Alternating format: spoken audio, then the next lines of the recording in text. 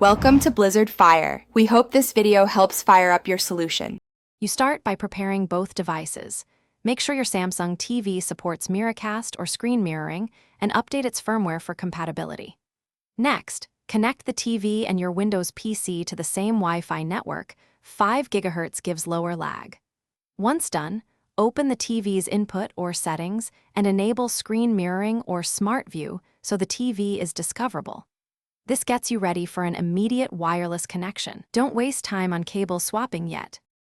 On your Windows PC, press Win+K or Open Project and choose Connect to a wireless display. Your Samsung TV should appear in the list. Select it and watch for a pairing prompt on the TV screen. Accept the connection on the TV using the remote. Once linked, pick Duplicate to mirror or Extend to use the TV as a second monitor.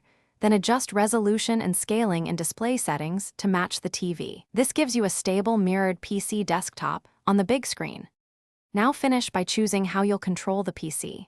The TV mirrors only display, so use your PC's keyboard and mouse or plug a wireless USB receiver into the TV if you want local input. Make sure audio output on the PC is set to the TV if you need sound through the speakers.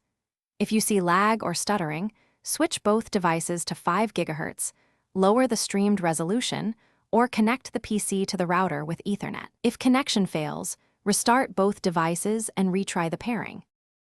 Thanks for watching. If you found this helpful, don't forget to like and subscribe.